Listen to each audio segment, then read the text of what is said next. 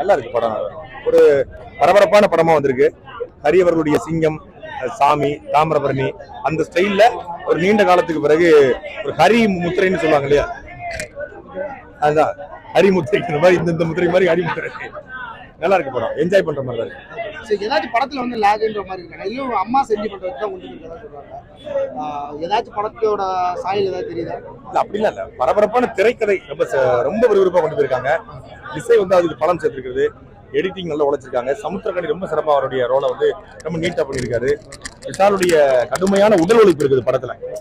அது வந்து ஒரு இந்த அவன் அதாவது அவர் பாலா படத்துல உருவான மெட்டீரியல் இல்லையா, அந்த உழைப்பு கண்கூட தெரியுது. நல்லா பண்ணிருக்காரு. விஷால் வந்து பாத்தீங்கன்னா இந்த படம் முடிஞ்ச ஒரு பிரஸ் மீட்ல சொல்லியிருக்காரு, 27 நானும் வந்து எலெக்ஷன் வரட்டும். ஏங்க ஒரே குடும்பம் 70 வருஷமா தமிழ்நாட்டுக்கு சூறையாடிட்டு இருக்கு.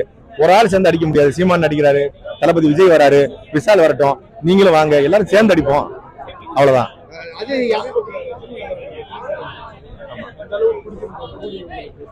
அது ஒரே ஸ்டைலா இருந்த மாதிரி இருக்கு. லோகேஷ் கனகராஜோட ஸ்டைல் வந்து ஒரே மாதிரி இருக்கு.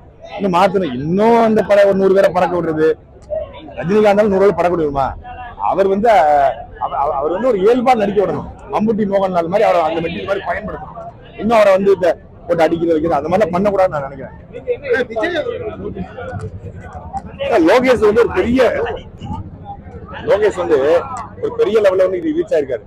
நல்ல யோசிக்கக்கூடிய, எழுதக்கூடிய ஒரு மிகச்சிறந்த ஒரு ஆளுமை அவர் வந்து இந்த ஆற்றல்களை, ரஜினிகாந்த் போன்ற ஆற்றல்களை சரியா பயன்படுத்தி ஜெய்பீம் போல நல்ல திரைப்படங்களை, விசாரணை வெற்றிமாறன் கொடுத்தது போல நல்ல திரைப்படங்களை சமூக அக்கறை கொண்ட, சமூக நோக்கம் கொண்ட, போதைக்காதான் படம் எடுக்கிறீங்க, போதைப் பொருளை ஒழிக்கணும்னு. உங்க படத்தை பார்த்துட்டு போதைப் பொருள் ஒழிக்கப்பட்டிருக்கிறதா இன்னும் அதிகமா இருக்கான்னு கேள்வி இருக்கு. கஞ்சாவை தாண்டி மெத்து அப்படின்னு ஹெராயின்னு போயிட்டு இருக்கான். அதை வந்து குறைக்கிறதுக்கு இன்னும் சமூக அக்கறையோடு படம் எடுக்கணும். அதான் என்ன சொல்ல வரான்னு தெரியலையா, கவனமா தான் தெரியாது. அதான் கோரிக்கையா வைக்கிறேன், அப்படி இருக்க கூடாதுன்னு சொல்றேன்.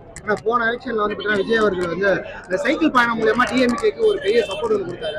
அது வந்து விஜயோட ஓட்டு எல்லாமே வந்து பாத்தீங்கன்னா டிஎம்கேக்கு ஒரு பெரிய ஃபேவராகவே அமைஞ்சிச்சு. இந்த டைம் வந்து பாத்தீங்கன்னா எலெக்ஷன் வரும்போது மைக் சாங் போட்டு வந்து பாத்தீங்கன்னா ஒரு பெரிய சப்போர்ட் கொடுத்த மாதிரி இருக்கு. கண்டிப்பா நம்ம வந்து பெரிய லெவல்ல வெற்றி பெறுவோம். நிச்சயமா நாங்க கடுமையான உழைப்பை கொடுத்துக்கிறோம். கூடுதலாக விஜய் அவர்களுடைய மறைமுகமான ஆதரவு இருக்கிறது, இளைஞருடைய ஆதரவு இருக்கிறது. நேர்மையானவங்க, நல்லவங்க எல்லாருமே இந்த முறை வந்து நாம் தமிழ் வாக்கு போட சொல்றாங்க. ஜூன் 4ஆம் தேதி உங்களை போல நானும் காத்திருக்கிறேன்.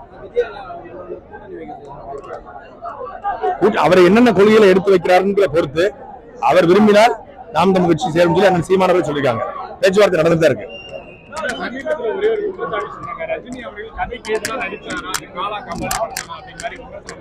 சொல்ல முடியாது. அவருடைய பங்களிப்பு கண்டிப்பா அதுல இருந்துச்சு. காலா கபாலில ரஜினிகாந்தோட முழுமையான பங்களிப்பு இருந்துச்சு. கதை கேட்காம எப்படி நடிப்பாரு? கதை கேட்காம வசனம் பேச முடியாது. ரஜினி வந்து அரசியல் புரிதல் இல்லாத ஆள் கிடையாது. அரசியல் புரிதல் கொண்டு வரதான். அது அவரை தாழ்த்தி பேசக்கூடாது, அது தப்பு. ரொம்ப தப்பான செயல். ரஜினிக்கு ஒரு சமூக அக்கறை உண்டு, அவருக்கு எல்லாமே தெரியும். சில நேரங்களில் தடுமாறி இருக்காரே ஒழிய அவர் மொத்தமா ஒரு தவறான மனிதர்னு தான் சொல்லிட முடியாது. அவரும் அவர் கதை கேட்டு முழுமையான உள்வாங்கி தான் நடிச்சிருப்பாரு. அவரை விமர்சனம், படம் பார்த்து படம் சக்சஸா போயிருக்கு, சம்பாதிச்சிங்க, இப்ப அவரை விமர்சனம் பண்றது ரொம்ப தப்பானது.